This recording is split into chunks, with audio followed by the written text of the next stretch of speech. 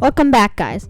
In our iPhone XR review, we stated, iOS 14, it has widget, which is the first time Apple has ever had widgets, unlike Android, which has had widgets for years now, and is definitely not a shocking thing, but for most Apple users, it's a big thing. This is the Thetechplace, and it's our explanation about Apple fans getting excited over nothing. Apple stated in their 2020 iPhone 12 event that 5G just got real, when Androids have had it for a while, like 4 years. After that, Apple fans were all excited over absolutely nothing. Yes, it just got real for iPhones, but for all phones, we knew Apple doesn't like to compete with other companies, but that doesn't mean that they have the best of all. If you own an Android, you might be confused why they think it's a big deal now. I use an iPhone, and I don't really think it's a big deal when Apple finally releases something that Androids have had for a long time now.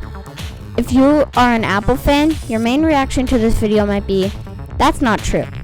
Well, I understand if you are excited that Apple has it now, but not that Apple has it and it's the best. Some things on iPhone are better, but not even close to all things. When Apple comes out with a new product, they just explain why it's better than the past. So you guys might think it's best of all. But until tech reviewers come out and say, this is the best, you can't say it's better, because Apple says nothing about why it might be better than others.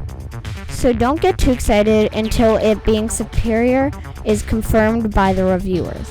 We aren't good at predicting the future, but Apple is probably going to give its users an amazing 90 or 120 Hz high refresh rate that revolutionizes smartphone displays and makes iPhones truly amazing, because as Tim Cook says it, Apple wants the best for our users. We are giving you an amazingly smooth display. Yes, it's a good feature, but Android phones have had high refresh rate for a very long time.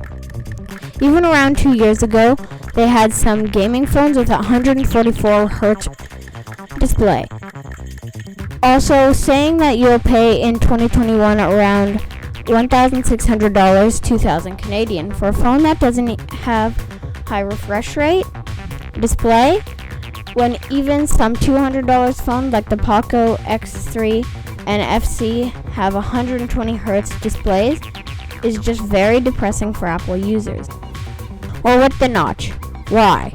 Well, actually, all of Apple's displays in general, like with the iPhone X, 11, and XR, spending $700 to $1,000 on a phone in 2021, you'd expect to see an OLED 120 Hz high-resolution display with a very small cutout for the notch, or selfie camera.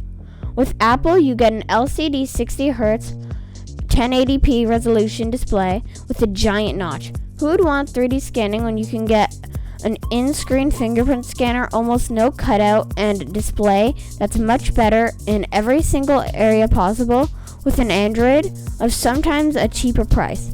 It just seems like displays are more important on iPhones, which is not good.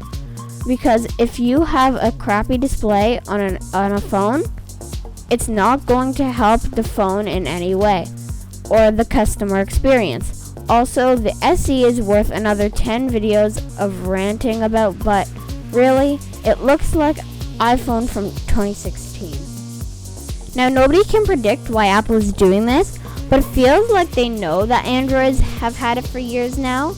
It seems to us that Apple likes to be late because they know they're tricking the fans into thinking they have the best of all phones, tablets, and more.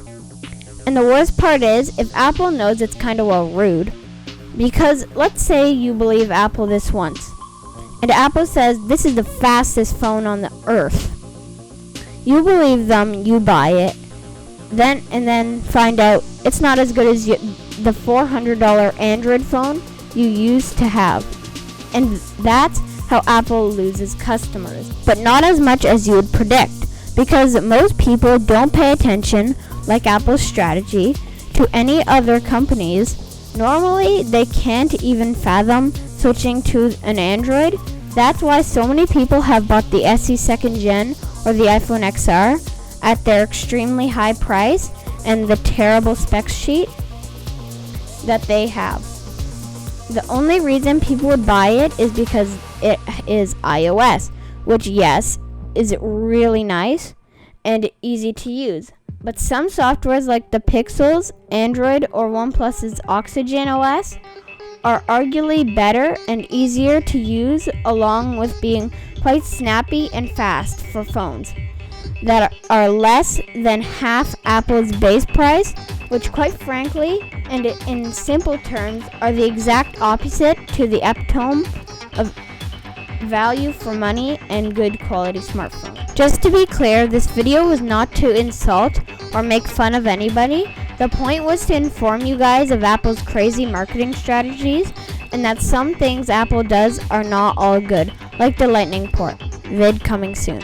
But they are not all bad, like with product. Thanks guys for watching. Catch you next time.